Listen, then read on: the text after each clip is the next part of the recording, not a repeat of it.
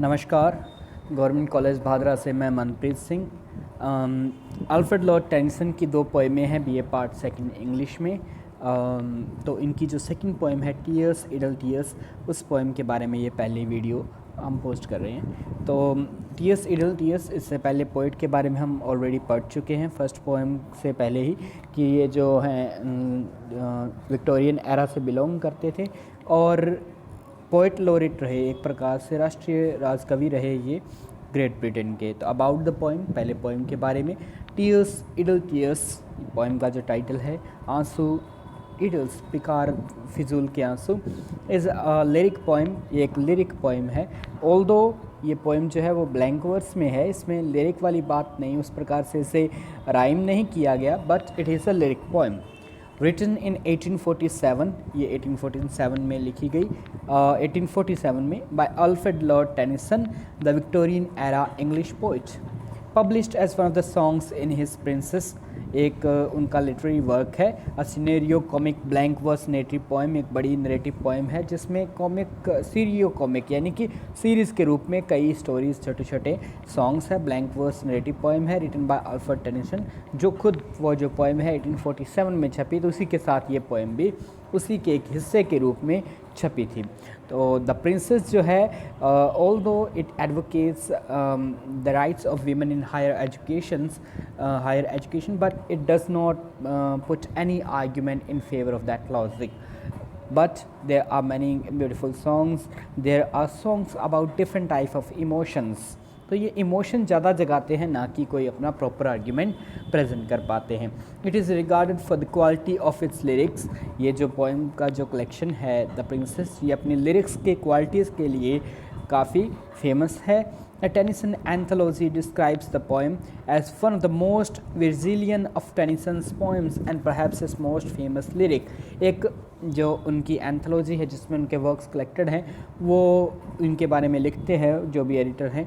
One of the most Virgilian of Tennyson's poem, उनकी poetry में, पोएमों में से सबसे शानदार, और perhaps his most famous lyric, शायद उनकी सबसे famous lyric. The poem is written in blank verse but still has a lyrical rhythm, हालांकि ये ब्लैंक वर्स में है लेकिन एक रिदम है इसमें। इंस्पिरेशन कहाँ से मिली? Tennyson was inspired to write tears idle tears upon a visit to the Tintern abbey in Monmouthshire, an abbey that was abandon in 1536। एक एबी है, एक प्रकार का पुराना बिल्डिंग है, एक रिलीजियस बिल्डिंग है, उसमें विजिट किया था इन्होंने 1536 में, टिंटन एबी। वहाँ देखने के बाद इन्हें पुरानी प्रिंसेस वाली स्टोरीज याद आई, उस प्रकार की इन्हें आइडिया आया कि मैं एक पोएम लिखूं। He said the convent was full for me of his bygone memories. उन्होंने कहा ये जो कॉन्वेंट था, ये जो पुरानी बिल्डिंग थी चर्च टाइप, इसे देखने के बाद मुझे लगा कि ये जो बिल्डिंग है वो भरी पड़ी थी, full of me of its bygone, full for me of its bygone memories, इसके बीते हुए यादों से भरी हुई ये मुझे लगी। And the poem was about the passion of the past and abiding in the transient. और ये जो पोएम भी है, ये पोएम भी क्या है? About the passion of the past, भूतकाल जो है, बीता हुआ कल जो है, उसके पैशन के बारे में है। The abiding in the transient, और बदलाव के, ट्रांजिएंट हर चीज़ जो है नश्वर है, बदल रही है, उसमें अबाइड करने में, उसमें विश्वास करने की ये पोएम है। विलियम वर्ड्सवर्थ जो रोमांटिक पोइट हुए इनसे पहले, लगभग इनके समकालीन भी कुछ मामलों में, William Wordsworth also wrote a poem inspired by this location in 1798। उनकी भी एक पोएम है on visiting the Tintern Abbey, and Tintern Abbey इसका टाइटल है, which develops a similar theme, उसकी भी थीम सिमिलर सी है। ये जो पोएम है टीयर्स इडल टीयर्स, ये द प्रिंसेस नाम की एक बड़ी वर्क में से ली गई है। इसमें जो गायकार है, जो बोल रहा है, जो नरेटर है, जो स्टोरी मतलब स्पीकर जो है, वो एक मेड है, एक सर्वेंट है, ये मान सकते हैं। तो ये पोएम हम पढ़ना शुरू करते हैं। पोएम में एक इमोशन को ही, एक्चुअली इमोशंस को ही एक्सप्लेन किया गया है, या ये कह लीजिए उन्हें ही सिमिलीज या इमेजेस दे दे के एक प्रकार से नरेट किया गया है। प्रॉपर स्टोरीज में कुछ नहीं है।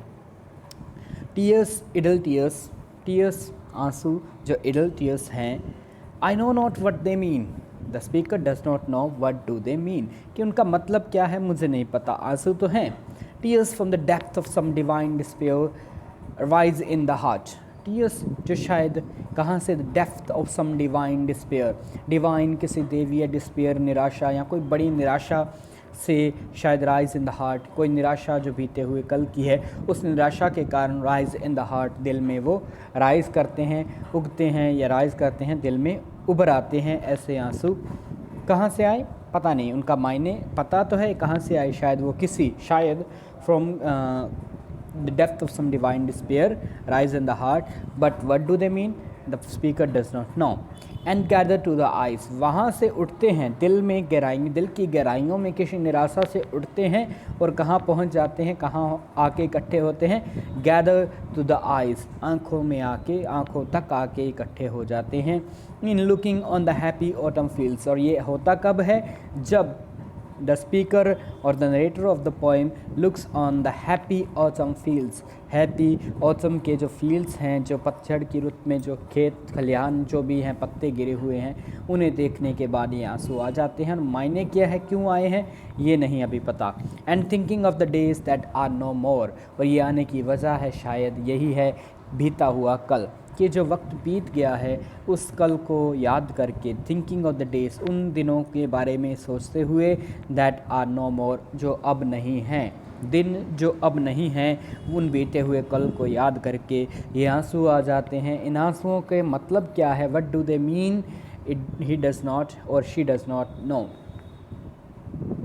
ये पहला स्टैंजा है। Second stanza, fresh as the first beam glittering on a sail, ये आंसू कैसे फ्रेश कैसे हैं, जैसे कि वो पहली चमक, first beam glittering on a sail, sail करते हुए जब कश्ती कोई आती है, जहाज़ पानी का जो आता है, उसके जो सेल या उसका जो मस्तून है या उसका जो पतवार जो बंधी हुई सेलिंग है कि उसके लिए जो पर्दा बंधा होता है हवा में, हवा के सहारे से पानी में तैरने के लिए, सेलिंग के लिए, उसके ऊपर जब पहली चमक पड़ती है, पहली धूप पड़ती है, इसका मतलब ये पहली बार जब वो नज़र आती है कश्ती समुंदर में दूर से आती हुई।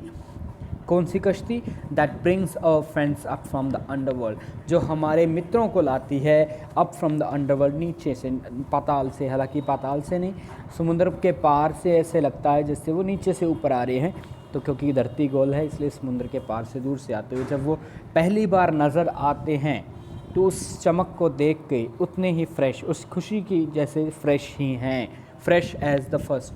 तो यहाँ पे एक प्रकार की सिमली है, वैसे ही फ्रेश हैं क्या, the tears, sad as the last which reddens over one that sings with all we love below the words, sad और उतने ही दुख से भरे हुए हैं, as the last which reddens over one, और वही सेल, वही कश्ती जब वो वापस जाती है, जब वो कश्ती वापस जाती है मित्रों को या अपने साथियों को लेके, या उसी प्रकार का और कोई जहाज़ कश्ती जब हमसे दूर जाता है हमारे मित्रों साथियों रिलेटिव्स को लेके, उसके ऊपर जो रोशनी पड़ रही है, जो लाल रेडन्स ओवर वन दैट सिंग्स, जो डूब जाती है या फिर वो जो समुंदर पार चली जाती है, with all we love below the words, वो होराइज़न के जो लाइन है, जो क्षितिज की लाइन है, उससे नीचे जब चली जाती है, उससे दूर चली जाती है, सिंक डूब जाती है, उन कश्तियों को देखने के लिए जो प्रकाश उनके ऊपर पड़ता है, उसी प्रकार का दुख, और जो आते हैं उस प्रकार का सुख के जैसे फ्रेश और दुख के जैसे सैड, दोनों के जैसे, दोनों के प्रकाश, दोनों की तुलना किससे की गई है, उस आती हुई और जाती हुई कश्ती से, आती हुई जो हमारे मित्रों को लाती है, खुशी लेके आती है, जाती हुई जो हमारे साथी मित्रों को लेके जाती है। हम जो कुछ भी love, all we love below the words, जो कुछ भी हम प्यार करते हैं उसे below the words, so sad so fresh, आंसू जो हैं इतने ही सैड हैं, इतने ही फ्रेश हैं, the days that are no more, और वैसे ही जैसे वो आंसू हैं या वैसे ही जैसे वो दिन, the days that are no more, वो दिन जो अब नहीं हैं, बीता हुआ कल। तो टेंशन की इस पोएम में हमें नज़र आ रहा है कि कैसे वो बीते हुए कल को इस प्रकार से याद कर रहे हैं और टीयर्स के बारे में, टीयर्स के ज़रिए एक्सप्रेस कर रहे हैं अपनी फीलिंग्स। तो यहाँ तक 2 स्टैंजा हमने किए हैं, नेक्स्ट जो स्टैंजास हैं वो हम नेक्स्ट वीडियो में करेंगे। अब तक की इस पोएम में ये जो 8 लाइनें 9 लाइनें हैं, इन्हें पढ़ने के बाद आप देखिए, अगर आपको कोई समस्या आती है तो आप कमेंट करें, और आसान पोएम है और इसे पढ़ने का प्रयास करें। धन्यवाद।